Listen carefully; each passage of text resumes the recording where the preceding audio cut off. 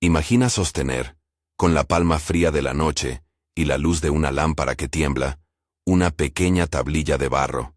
No es lisa, conserva la huella imperfecta de un dedo que presionó la arcilla hace miles de años. Las cuñas secas, cuneiformes, llaman los especialistas a esos signos, parecen arañazos, pero son palabras, listas, números, órdenes, nombres. Si esa tablilla pudiera hablar, no te contaría un himno grandilocuente ni una visión mística.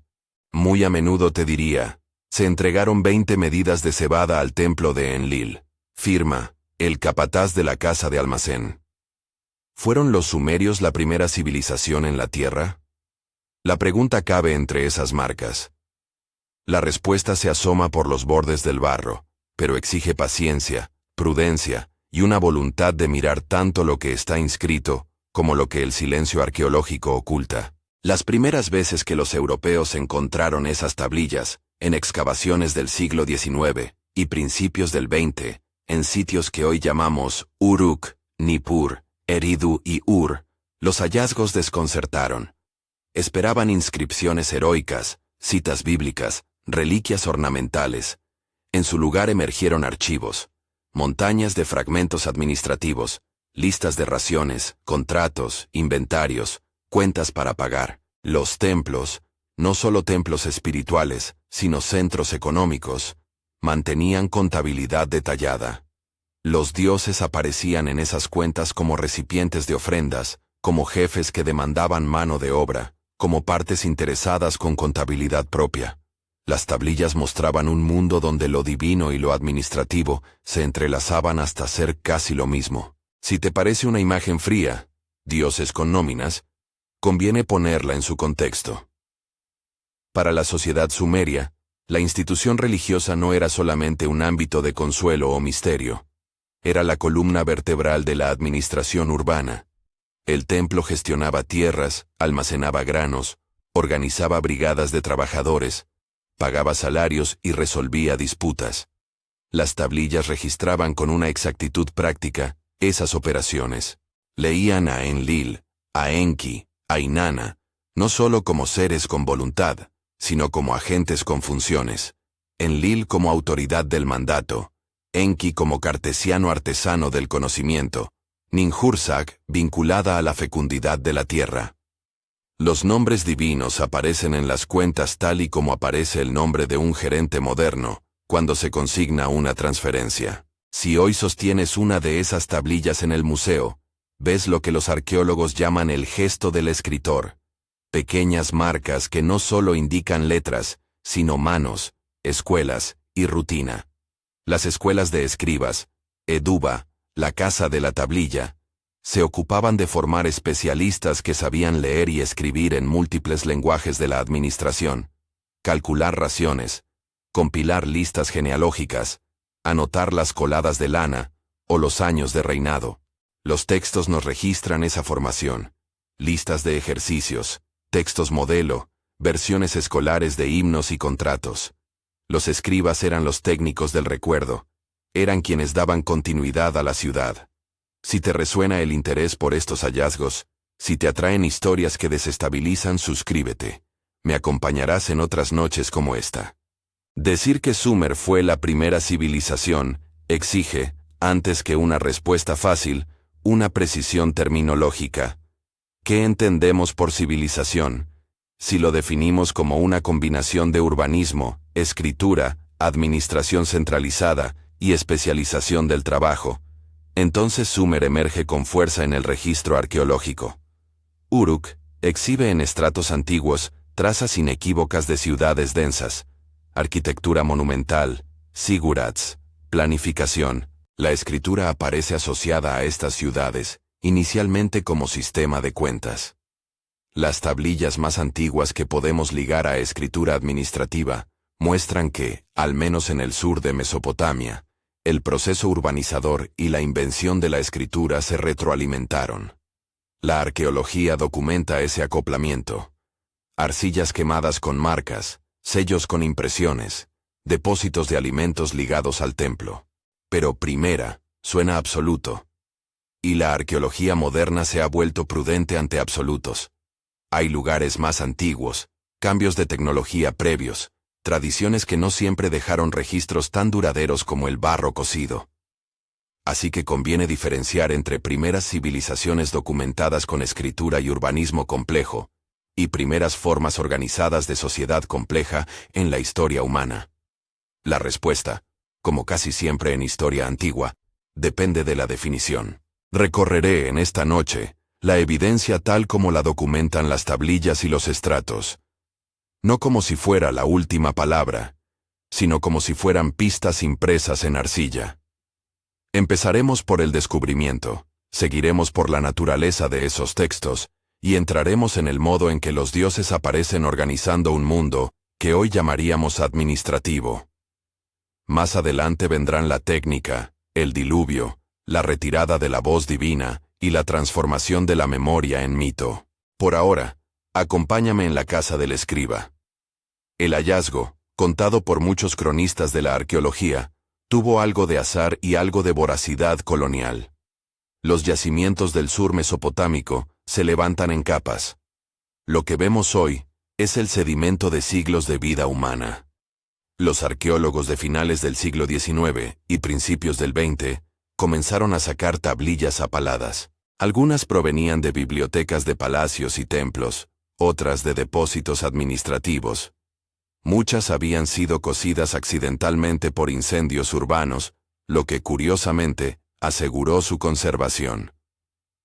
Aquellas montañas de arcilla llegaron a museos europeos y permitió a los filólogos comparar signos, identificar nombres de ciudades y poco a poco descifrar sistemas de numeración y fórmulas rituales. El resultado fue la revelación. La escritura había nacido para administrar. Las tablillas administrativas no eran monótonas. Había contratos matrimoniales con cláusulas precisas. There were lists of workers and the rations they received. There were receipts for temple offerings. There were also textos más literarios. Himnos, mitos, epopeyas que después conoceríamos como el Gilgamesh, o los relatos del diluvio. Pero la mayor parte de lo recuperado en las fases iniciales eran textos utilitarios. Y eso cambió la perspectiva. La escritura no nació de la poesía. Nació de la necesidad de contar y recordar lo que la ciudad necesitaba. Míralo así. En una economía donde las cosechas, la irrigación, las construcciones y las expediciones comerciales dependen de coordinación, la memoria oral resulta frágil. Si se quiere pagar a obreros, distribuir cebada y registrar quién posee qué terreno, conviene fijarlo. La arcilla fue la libreta en la que se escribió la administración. Por eso las tablillas registran medidas, nombres, funciones. Porque la ciudad, ese conglomerado de puertas, zigurats y canales, dependía de esa memoria técnica. Pero las tablillas van más allá de la mera contabilidad. Muestran religiosidad con una textura particular. En ellas, la relación con los dioses aparece a menudo en términos funcionales. Un templo no recibe tributos solo por reverencia abstracta. Recibe rentas que sostienen a una comunidad, a los sacerdotes, a los músicos, a los artesanos. Y la tablilla lo anota. Hay listados donde la sustancia entregada se especifica con la misma frialdad con que un gerente anota un gasto. X medidas de cebada para el 7º día del mes. Destino: el personal del santuario de Ninhursag. En otras ocasiones, las tablillas registran ofrendas a entidades con nombres que hoy reconocemos como dioses: Enlil, Enki, Inanna. Pero el ritual se vuelve a menudo operativa.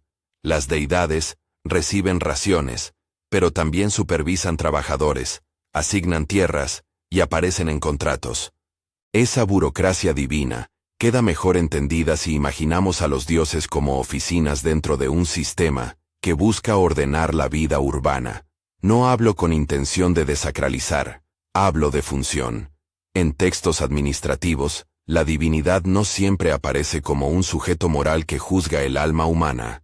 Aparece como una autoridad que regula recursos. La correspondencia entre lo divino y lo administrativo es tan estrecha que, en muchos casos, las ofrendas y las remuneraciones se convierten en prueba documental de la existencia de una relación contractual entre la ciudad y su esfera sagrada.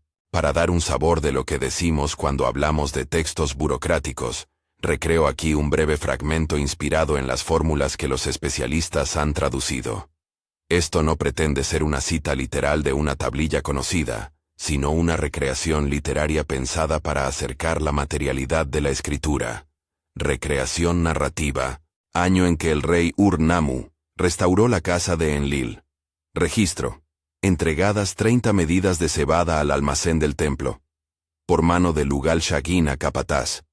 Destino: manutención de los cantores y de los artesanos de la puerta. Sello: mano en arcilla. Fin de recreación. Ese tipo de entrada resume la vida cotidiana del templo. Lo cotidiano y lo divino se encuentran en la columna de un inventario. No debe sorprender que, paralelamente, emerjan figuras que controlan ese flujo: los sacerdotes y los grandes escribas. No todos los habitantes sabían leer esas cuñas. Los escribas era una élite técnica que monopolizaba la memoria escrita. Conservaban procedimientos, replicaban textos, dictaban normas. En ese sentido, el conocimiento era poder. Quien sabía escribir podía inscribir derechos, podía dejar constancia, podía hacer que una promesa perdurara más allá del rumor. Es importante en esta noche detenernos en una palabra sumeria que pervive en los mitos: me. En la literatura, los me son enunciados por Enki, o entregados a Inanna. Son atributos, decretos, o principios que sostienen aspectos de la cultura, la música, la justicia, la técnica, la jerarquía. En los textos mitológicos, se presentan como dádivas divinas que organizan la sociedad. En términos analíticos, puede entenderse al menos como una forma simbólica de decir conocimiento socialmente relevante, o instituciones, que incluyen tanto saberes técnicos como normas. Los mitos que hablan de la entrega de los me no son manuales técnicos. Son narrativas que personifican la transmisión de capacidades sociales. Aquí aparece una tensión central. Los sumerios narran el conocimiento como algo que se recibe de lo sagrado, y al mismo tiempo, lo practican con una técnica muy afinada. Esta paradoja, el conocimiento presentado como dado y sin embargo, aplicado con pericia humana, alimenta debates modernos sobre transmisión versus invención. Las tablillas registran procedimientos, pero no nos dicen cómo se originaron esos procedimientos. ¿Fueron fruto de una lenta invención local acumulada durante generaciones? ¿Se consolidaron rápidamente en el marco urbano? La evidencia sugiere que, en el sur de Mesopotamia, las instituciones y las técnicas aparecen ya muy estructuradas en sus capas más antiguas. Eso no prueba que no hubiera fases previas, solo que esas fases dejaron menos huella, o se dispersaron de forma que hoy son difíciles de reconstruir. El vacío precedente en el registro no es prueba de ausencia. Es en todo caso un enigma arqueológico. Además de la administración y los mitos del me, las tablillas documentan un desarrollo tecnológico notable. Los métodos de registro numérico son uno de los ejemplos más visibles. El sistema sexagesimal, con base 60, permitió a los sumerios y a sus sucesores resolver fracciones y medir ángulos con una precisión que sorprendió a los primeros estudiosos. Este sistema no es una curiosidad. Facilitó la astronomía práctica, los cálculos de riego y la contabilidad. Hay tablillas que registran posiciones celestes, observaciones de Venus y de otros cuerpos, listas de meses y de días, que sugieren un conocimiento del ciclo astronómico. La medicina aparece con recetas, fórmulas y procedimientos. Hay enumeraciones de hierbas y remedios, listas de procedimientos quirúrgicos y diagnósticos que muestran una práctica empírica. La ley surge en códigos tempranos, por ejemplo el llamado Código de Ur-Nammu, uno de los textos legales más antiguos que conservamos, con sentencias que regulan daños, pagos y responsabilidades. En la ingeniería, los canales, los muros y las obras hidráulicas revelan una gestión técnica del paisaje que solo es posible con una administración centralizada y un cuerpo técnico capaz de planificar y ejecutar proyectos a gran escala. Hay un aspecto que solía inquietar a los primeros investigadores: la completitud técnica. Muchos descubrimientos parecían mostrar que cuando la escritura aparece, Muchas disciplinas están ya muy desarrolladas. Los textos no siempre documentan largas secuencias de experimentación previa. De repente hay reglas numéricas, medidas estándar, procedimientos médicos y técnicas de construcción. Algunos leyeron esto como evidencia de una transmisión de saber más antigua, o de una invención rápida y concentrada, que la arqueología aún no percibía en estratos anteriores. Otros advirtieron que tal percepción puede ser una ilusión causada por la preservación diferencial. La arcilla conserva bien ciertas formas de documentación administrativa. No conserva otras formas de práctica cotidiana, que podrían haber sido igual de sofisticadas pero más efímeras. En otras palabras, la arcilla nos muestra lo que la arcilla retiene. Entre las piezas más fascinantes figuran las listas administrativas que documentan la mano de obra subordinada y las jerarquías de empleo. Se detalla quién trabajó en una zanja, quién recibió ración y quién fue trasladado de una obra a otra. Estos registros muestran ciudades en funcionamiento. No son abstracciones, son tareas concretas. Imagina al inspector que recorre un canal, y al regreso encuentra plasmado en una tablilla el número exacto de trabajadores, sus herramientas y la cantidad de trigo concedida por su jornada. Eso convierte la tablilla en una herramienta de gestión tan vital como una rueda o una pala. Si la tabla sirve para gestionar la ciudad, las representaciones de dioses en la práctica administrativa funcionan como anclas de autoridad. Los mitos, por su parte, explican el origen de esas anclas. Tomemos, por ejemplo, el mito en el que Enki, dios de la sabiduría y del agua, entrega capacidades a los humanos o a otras deidades. Narrativamente, eso legitima que ciertas habilidades sean exclusivas de templos o linajes de escribas. Si el conocimiento viene de Enki, quienes controlan su transmisión ocupan una posición privilegiada. Una vez más, los mitos complementan la administración. Cuentan por qué ciertas cosas son y por qué determinados papeles y honores pertenecen a ciertos grupos. No todo, sin embargo, en la tablilla es instrumental. Aparecen también oraciones, lamentos y textos que podríamos calificar como quejas a los dioses. Algunos himnos parecen mezclar súplica con protesta. El escriba que anota la frustración de una ciudad ante la sequía o la injusticia. Estas quejas no siempre tienen el tono religioso que esperamos. A veces son prácticas peticiones de reparación económica, otras veces revelan un cuestionamiento temprano, poco frecuente en la historia antigua pero presente, sobre la presencia del mal y la eficacia divina. En las tablillas se registra, en ocasiones, una religiosidad en tensión. Los dioses piden trabajo y ofrendas, la gente se queja, y la escritura registra ambas cosas como parte del expediente urbano. La interacción entre lo pragmático y lo mítico es visible también en la manera en que las generaciones posteriores reescribieron historias. Con el tiempo, la memoria institucional se volcó en relatos más elaborados. Nombres, procedimientos y eventos se fundieron en narrativas que mitificaban experiencias. Un ejemplo perfecto es la manera en que relatos administrativos sobre catástrofes o reestructuraciones aparecen transformados en las versiones del diluvio que nos han llegado. Pero por ahora dejamos el diluvio a un lado.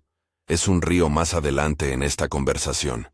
Por el momento, queda la imagen del escriba en su banco, la arcilla fresca, el punzón y la mano que imprime la marca. Quienes trabajaban en las casas de tablilla no solo copiaban fórmulas contables, enseñaban repertorios literarios, datos astronómicos y medicinas. Los ejercicios escolares recuperados por la arqueología muestran prácticas de memorización y repetición que aseguraban la transmisión de técnicas complejas. Una educación basada en la repetición y la imitación que, sin embargo, no eliminaba la posibilidad de innovación. Algunos textos contienen problemas matemáticos que exigen ingenio, y en la astronomía aparecen observaciones acumuladas a lo largo de generaciones.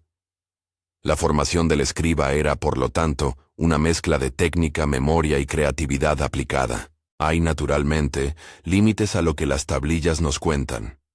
No nos transmiten el tono de voz real de quienes las escribieron, ni la totalidad de las prácticas cotidianas que no quedaron registradas. Tampoco nos entregan una genealogía completa de inventos. Muchas herramientas y saberes pueden haber llegado de tradiciones vecinas, de intercambios comerciales o de desarrollos locales que simplemente no se registraron en arcilla. La arqueología comparada, por ejemplo con sitios en el Valle del Indo o en Anatolia, muestra que en distintos lugares del continente eurasiático florecieron sistemas complejos con grados variados de urbanismo y especialización. Algunos de esos procesos son contemporáneos o anteriores a los sumerios. En ese sentido, la primacía sumeria es tan solo una posibilidad entre otras si la definimos de forma estricta. Si la definimos como primera civilización, de la que conservamos un archivo escrito y un aparato urbano bien documentado, la evidencia es mucho más cómoda para mencionar a Sumer como protagonista principal. Una nota sobre tiempos y nombres. Cuando hablo de sumerios, me refiero a las comunidades urbanas del sur mesopotámico, que entre el cuarto y el tercer milenio antes de nuestra era, desarrollaron formas de vida urbana. Más tarde, otras culturas, como la Acadia y luego la Babilonia, reinterpretaron y heredaron ese corpus. En la tradición posterior, figuras como Gilgamesh aparecen como reescrituras o condensaciones de historias más antiguas. Cuando citemos mitos famosos, aclararé sus referencias cronológicas.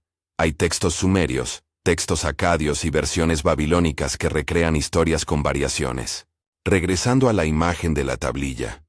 A veces, la arcilla conserva no solo textos, sino impresiones físicas que hablan de la persona que la manejó. Las huellas dactilares, las marcas del pulgar, la inclinación del renglón. Esos gestos mínimos humanizan los archivos. Cuando los arqueólogos sostienen una tablilla y fotografían la marca de un dedo, la conexión con el pasado se vuelve casi táctil. Del mismo modo, los sellos cilíndricos, pequeñas esculturas que, al rodarlas sobre la arcilla, imprimían un nombre o un emblema, indican identidad y propiedad. Esos sellos funcionaron como firmas. Al ver uno, comprendemos que la economía sumeria no solo administraba el grano, sino también las identidades jurídicas. Lentamente, la ciudad se revela como un organismo compuesto por tejidos administrativos, templos que coordinan la producción, escribas que la registran, artesanos que la producen, canales que la hacen posible. Este complejo ensamblaje técnico y ritual es la forma bajo la que la vida urbana se materializó. Y en el centro de muchas decisiones aparece la idea de control. Cómo disponer la mano de obra, cómo gestionar el ciclo del agua, cómo determinar las sanciones por incumplimiento. Las tablillas son, en ese sentido, contratos y ordenanzas a la vez. La pregunta de si los sumerios fueron los primeros no se resuelve en una sola tablilla. Sin embargo, las tablillas muestran que Sumer fue al menos una de las primeras sociedades en articular por escrito una arquitectura administrativa compleja que integraba religión, economía y técnica. Esto no priva de misterio los estratos más antiguos o las posibles contribuciones de otras regiones. Antes y alrededor de Mesopotamia, hubo comunidades con soluciones sofisticadas a problemas similares. La diferencia radica en la suerte de la preservación. La arcilla cocida conserva mejor que la madera, el tejido o la memoria oral. Una noche, en un depósito polvoriento, apareció una tablilla que a primera vista parecía una lista más. Pero su contenido despertó algo distinto. No era solo una ración o un contrato. Contenía instrucciones precisas que mezclaban técnica y prescripción ritual. La traducción, por lo que podemos sostener según los especialistas que la trabajaron, incluía un conjunto de pasos destinados a preparar un barco de cuero, el cálculo de su capacidad y una fórmula para garantizar la supervivencia de un linaje. La tablilla vinculaba una catástrofe a una decisión administrativa.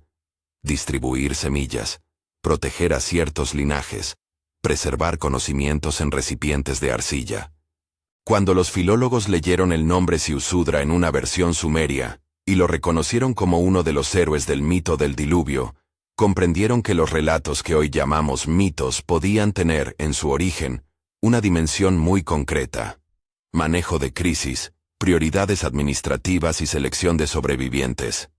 Es en ese cruce, la historia que se vuelve mito, y la administración que se vuelve relato simbólico, donde se instala un motivo recurrente en la memoria sumeria, la idea de reinicio. En textos posteriores, esta noción de reinicio adquiere tintes cósmicos. En su forma documental, aparece como una lógica de control poblacional y reorganización ciudadana. Las tablillas imponen una lectura prudente. Documentan decisiones y medidas que, cuando se narrativizan, se transforman en épicas. Mientras trazamos estas líneas, la noche avanza, y la lámpara perfila sombras sobre una mesa imaginaria, donde descansa una caja de arcilla. Dentro, cifras, nombres, instrucciones y mitos cohabitan. Puede parecer que estas sociedades eran ya instituidas, completas, casi perfectas en el manejo de su mundo. Pero la historia no funciona con certezas, fáciles. La arqueología nos exige reconocer huecos, capas más profundas que aún no han sido excavadas, tradiciones que no escribieron y que, por tanto, no conocemos directamente, y procesos de préstamo cultural que entrelazaron al cercano Oriente Antiguo con regiones vecinas. Antes de continuar más adentro, hacia la matemática, la astronomía y la cuestión de una posible transmisión de conocimientos más antiguos, resulta útil contemplar una escena que repite la constancia de esa era. La enseñanza en la Eduba, la escuela de los escribas. Imagina a un maestro que, con paciencia y severidad, dicta signos y fórmulas. El aprendiz practica la misma línea hasta que su cuña imprime una marca recta y reconocible. A su lado, otra persona resuelve un problema de redistribución de raciones. Otro repite fórmulas de cálculo de áreas para medir campos inundados. Las manos jóvenes repiten, y el saber se calcifica en hábitos que luego se vuelven instituciones. La pregunta que queda flotando, y que nos empuja a seguir, es esta. ¿Cómo se forma un repertorio de técnicas tan afinadas en periodos relativamente cortos? Fueron fruto de una continuidad local de largo alcance, de procesos de intercambio interregional, o de acumulaciones rápidas en contextos urbanos que concentraron población y conocimiento. Para responder, conviene mirar de cerca las tablillas matemáticas y astronómicas, porque ahí aparece la precisión técnica que más desconcertó a los primeros descubridores. Pero ese es un camino que exige detenerse en números, tablas, diagramas, y en la manera en que las observaciones celestes se tradujeron en prácticas agrarias y rituales calendáricos. Es un terreno excitante, técnico, y sin duda, polémico. Y justo cuando la noche parece asentarse sobre las claridades del archivo, la tablilla antes mencionada, la que registraba instrucciones sobre la construcción de una nave y la preservación de semillas, vuelve a llamar la atención. Sus líneas mezclan lo técnico con lo urgente. Despliega de un modo casi administrativo una manera de afrontar una catástrofe que algunos leerán, más tarde, como mito, y otros como memoria de un suceso real. Y en ese punto, la arcilla parece dejar de ser solo un instrumento de contabilidad para convertirse en el depósito de una decisión histórica que implica vida, muerte, selección y herencia. La tablilla dice, según la interpretación de varios especialistas, entregar cierto número de cofradías de grano a un linaje protector, sellar recipientes con símbolos de la ciudad, anotar los nombres de quienes entrarían en la embarcación. Es una mezcla inquietante, logística de supervivencia y ritual de legitimación. Y es precisamente en esa tensión donde se traza el contorno de una pregunta mayor. Cuando la escritura administra la salvación, ¿qué se conserva y qué se pierde de la experiencia vivida? La respuesta no es solo arqueológica, es ética y social. Pero antes de adentrarnos más en ese cruce entre archivo técnico y relato mítico, conviene volver sobre el terreno, la astronomía y las matemáticas sumerias. Aquello que hoy nos asombra, listas de números, tablas de área, registros de observación planetaria, no es mera curiosidad. La agricultura dependía de ciclos precisos. Gestionar el riego exigía cálculos que regulaban quién trabajaba, cuándo y con qué recursos. Los templos producían calendarios, y esos calendarios eran herramientas de orden. Aún así, la forma en que esos saberes aparecen en el registro inicial es notable. Hay una elegancia técnica que sugiere una tradición ya trabajada. Mientras empaño con la mirada la superficie de mi propia mesa, la imaginería vuelve a la misma tablilla con huellas dactilares. Las marcas humanas me conectan con el escriba, con sus ojos sobre la arcilla, con su posible fatiga y con su precisión. Y la pregunta que nos trajo aquí, ¿fueron los sumerios los primeros? No ha perdido fuerza, la ha transformado. Ha dejado de ser un reto taxonómico para convertirse en una serie de interrogantes sobre cómo definimos la civilización, cómo leemos la memoria y hasta qué punto aceptamos que la documentación escrita revela tanto como oculta. En el corazón de ese dilema está la arcilla, un material que conserva, pero que también selecciona. La noche es propicia para la contemplación. Afuera, un viento que podría pertenecer a un río distante insiste en un ritmo que recuerda a la cuenta de los escribas, una medida tras otra. Dentro, la tablilla espera.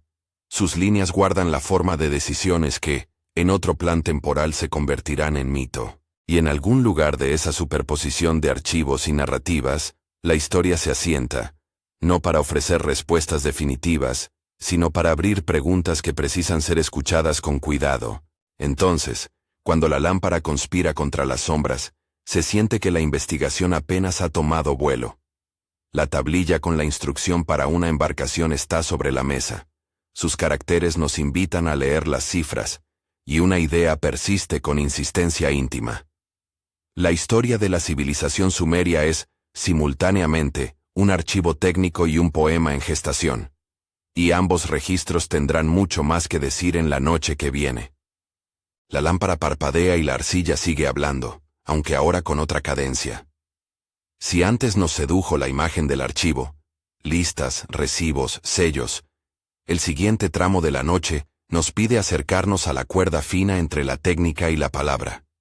Las matemáticas y la astronomía que aparecen inscritas en esas mismas tablillas, y la sensación de que una inteligencia práctica, ya casi completa, ocupaba la ciudad mucho antes de que los relatos la transformaran en epopeya. Cuando los estudiosos comenzaron a analizar las tablas numéricas, se toparon con un sistema que no se parecía al que usamos cotidianamente. Los sumerios manejaron lo que hoy llamamos un sistema sexagesimal. Contaban en base 60. No es un capricho. La base 60 permite fracciones muy manejables, divisiones fáciles que resultan útiles para dividir terrenos, raciones o tiempos. Quizá recuerdes que nuestras horas se miden en 60 minutos. Esa huella es lejana, pero está allí. Las tablillas matemáticas contienen tablas de multiplicar y de reciprocidades, procedimientos para calcular áreas de campos irregulares y problemas prácticos que muestran una formalización del cálculo útil para la irrigación, la división de herencias y la construcción de estructuras. Esas tablas no son juegos, son herramientas aplicadas, paso a paso. Más inquietante aún fue encontrar registros celestes. Hay listas que parecen anotar la posición de Venus, que clasifican la aparición y la desaparición de cuerpos brillantes, que consignan la relación entre ciertas estrellas y meses agrícolas. En una economía que depende del riego, anticipar las estaciones y ajustar la distribución de agua puede ser cuestión de supervivencia. Las observaciones astronómicas, por tanto, no eran mero asombro contemplativo, se traducían en decisiones administrativas, cuándo abrir compuertas, cuándo convocar brigadas, cuándo cobrar o perdonar impuestos según la abundancia. Los textos muestran además que todo esto se enseñaba y se repetía. En la seduba, las casas de tablilla, la escuela del escriba, el aprendiz practicaba signos y problemas, copiaba listas, repetía tabulaciones y memorizaba procedimientos. A veces, los ejercicios recobran vida en la página como problemas que hoy leeríamos así. Si un canal necesita X unidades de relleno, y cada jornada rinde Y, ¿cuántas jornadas se asignan a Z trabajadores? Son acertijos administrativos que exigen instrumentos lógicos y aritméticos. La transmisión, por lo tanto, combinaba memoria, técnica, y seguramente, discusión práctica entre maestros y aprendices. Es aquí donde vuelve a aparecer la paradoja de la completitud técnica. Cuando la escritura nace, ya existe un conjunto de prácticas numéricas y astronómicas muy afinadas. Esa apariencia ha alimentado debates. ¿Fue esta pericia fruto de una lenta acumulación local? ¿Procedía de redes de contacto de las que apenas quedan rastros? ¿O acaso hubo una fase anterior cuyo rastro material desapareció porque se registraba en otros materiales perecederos?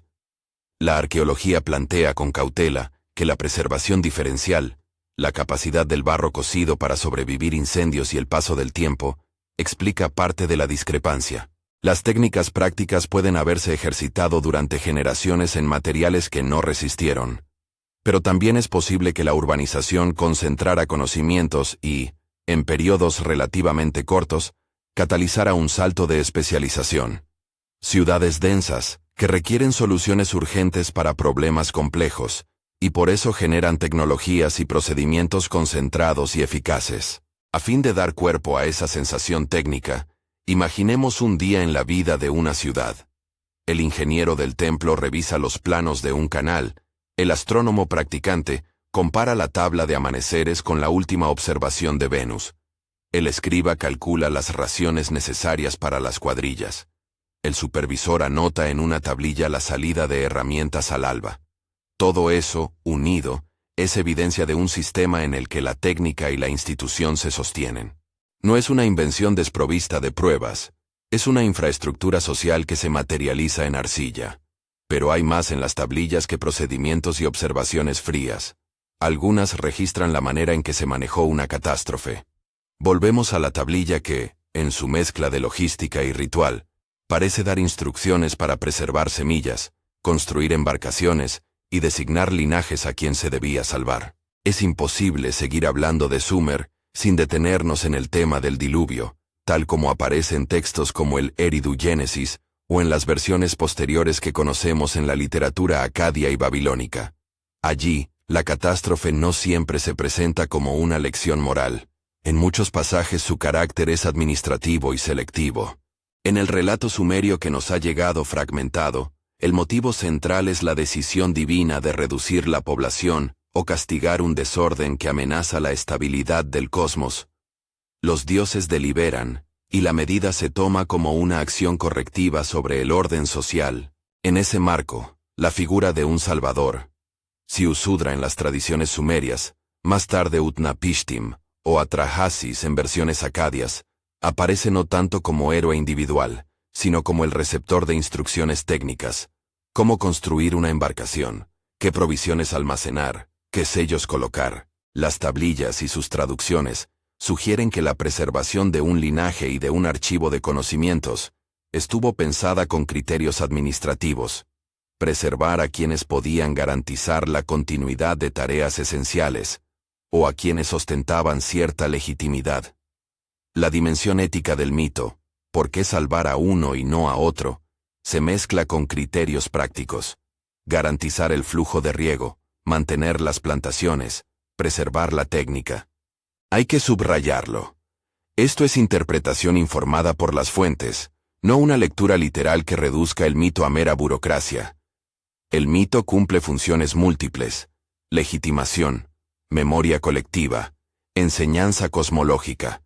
Pero la presencia de instrucciones y de medidas concretas sugiere que la literatura del diluvio incorpora huellas de procedimientos reales. De nuevo, texto y archivo se entrelazan. En la noche, entonces, vemos el diluvio como un instrumento administrativo transformado en narrativa sagrada. Las decisiones de quién debía ser preservado, el almacenamiento de semillas y la selección de conocimientos son, en la tablilla, medidas de gestión. En la epicidad posterior, esos gestos se convierten en símbolos. Lo administrativo se vuelve poético. La arcilla que registró medidas deviene en relato que pregunta, en su nuevo idioma, por la condición humana frente a lo impredecible. Pero el registro no solo documenta grandes decisiones, también captura un proceso más sutil: la retirada progresiva de la voz divina. Al principio, en muchas tablillas, los dioses parecen comunicarse con claridad. Señalan procedimientos, concédenme, dictan ritos.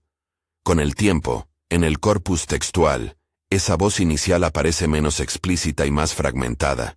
Lo que antes parecía una instrucción directa, se vuelve una tradición interpretada por intermediarios: sacerdotes, augures, escribas que leen signos y prescriben rituales para apaciguar fuerzas que ya no hablan de forma evidente. Esta transformación se relaciona con la emergencia de una praxis hermenéutica. La observación de presagios, la sistematización de omenología, lectura de signos de órganos de animales, eclipses, o el comportamiento de ciertos animales, y la proliferación de fórmulas litúrgicas. En términos prácticos, la pérdida de una presencia ostensiva, la voz divina que manda, no condujo a un abandono, sino a una sofisticada técnica de interpretación. Si la divinidad parecía ausente, el sacerdocio respondió creando procedimientos para leer su voluntad en fragmentos. Si el río sube mucho antes de tiempo, ese signo se lee como una advertencia. Si un eclipse ocurre, se consulta el catálogo de omens y se prescribe un ritual para aplacar la amenaza. La teología se vuelve, así, una tecnología de la incertidumbre. Y con la tecnología de la incertidumbre aparece otro fenómeno: la ritualización de prácticas técnicas cuya intencionalidad original quizás se perdió. Cuando una técnica deja de ser comprendida en su totalidad, tiende a volverse rito. Un procedimiento de construcción puede transformarse en un gesto formal cuya eficacia real ya no se cuestiona, pero cuya observancia continua garantiza, en términos sociales, la cohesión. La memoria institucional puede conservar el gesto sin la certeza de por qué, y ese gesto sigue funcionando como enlace entre generaciones. Es una forma de continuidad que protege contra la amnesia tecnológica, pero que también convierte la técnica en un acto cargado de significado simbólico. Es en esa transformación donde la memoria histórica se mitifica. Lo que comenzó como procedimiento técnico-administrativo se convierte en acto sagrado, en liturgia. Así, la medida que originalmente buscaba optimizar el riego, puede devenir un ritual de siembra que, aunque no conserve la racionalidad técnica completa, preserva la práctica social que de algún modo sostiene la agricultura. La metamorfosis de la técnica en ritual es uno de los mecanismos por los cuales la civilización se perpetúa más allá de la comprensión explícita de sus orígenes. Para comprender mejor estas dinámicas, permítete imaginar un diálogo en voz baja entre un maestro de la eduba y un aprendiz. No es una transcripción, sino una recreación que busca dar vida al proceso pedagógico y a la tensión entre saber y memoria. Recreación narrativa. Maestro, pregunta el aprendiz, ¿por qué medimos el campo así? Porque así lo midieron nuestros padres, responde el maestro. Aquí está la tabla. Divide por 60, multiplica por la reciprocidad. Si el río sube, ajusta estas parcelas. ¿Y si no comprendemos la razón primera? La razón primera puede perderse, dice el maestro con un gesto. Pero la medida sigue alimentando. No es solo el cálculo, es el pacto con quien trabaja la tierra. Si repites la tabla, la tierra no miente. Y si la tierra no miente, la ciudad perdura. Fin de recreación. Ese diálogo, aunque imaginado, resume una certeza arqueológica. La transmisión institucional preservó saberes, a veces sin que su comprensión racional permaneciera intacta. La repetición protege. Mientras la noche avanza, la historia nos empuja a mirar fuera de Mesopotamia. ¿Qué deparan las comparaciones globales? La respuesta exige cautela. Hay sitios que muestran sofisticación contemporánea o anterior a Sumer, pero con formas distintas. Göbekli Tepe, en el sur de Anatolia, es un caso extremo. Columnas esculpidas en círculos datadas hacia el 90 y 600 a.C., mucho más antiguas que las ciudades sumerias, pero no urbanas en el sentido que hemos usado aquí. No vemos allí archivos administrativos, ni un aparato de administración urbana. Lo que encontramos son centros ceremoniales posiblemente vinculados a prácticas rituales de amplia escala. En el Valle del Indo, Harappa y Mohenjo-Daro, hacia el tercer milenio a.C., vemos ciudades planificadas con alcantarillado y sistemas sanitarios, pero el sistema de escritura hindús no ha sido descifrado en su totalidad. No podemos comparar archivos con la misma claridad. En Anatolia, en el Levante y en Egipto, Emergen centros con sistemas administrativos, pero con desarrollos cronológicos y materiales propios. La lección comparativa es doble. Por un lado, la complejidad urbana surge en distintas geografías. Por otro, la preservación diferencial y la naturaleza de los registros condicionan nuestra percepción de la primacía. Así, cuando preguntamos si los sumerios fueron los primeros, debemos recordar que la historia proturbana es una red de procesos urbanos, ceremoniales, técnicos y rituales, que aparecen en distintos momentos del planeta con diferentes configuraciones. Sumer destaca porque su archivo escrito nos permite seguir con detalle una racionalidad administrativa que replicó y transformó la vida urbana. Otros lugares alcanzaron sofisticaciones comparables, pero sus huellas sobreviven en otros materiales o en formas que no han sido descifradas con la misma fuerza documental. La primacía, por tanto, es una noción dependiente del tipo de evidencia que privilegiemos. Sigamos un poco más hacia el final de la noche, porque hay otra línea que conecta la herencia sumeria con nuestro mundo presente. El legado institucional.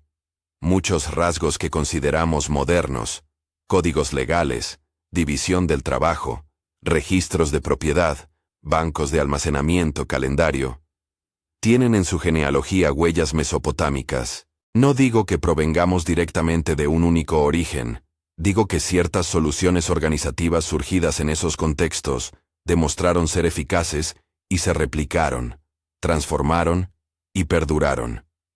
La idea de un cuerpo de normas escritas que regula transacciones, la existencia de especialistas técnicos que monopolizan cierto tipo de conocimiento y la institucionalización de la memoria mediante archivos, son rasgos que entroncan con aquellas tablillas. Pero la herencia también tiene un lado inquietante. Cuando una sociedad hereda procedimientos sin comprender su génesis, corre el riesgo de ritualizar prácticas sin su razón instrumental, de mantener ceremonias que ya no sirven para resolver problemas técnicos concretos.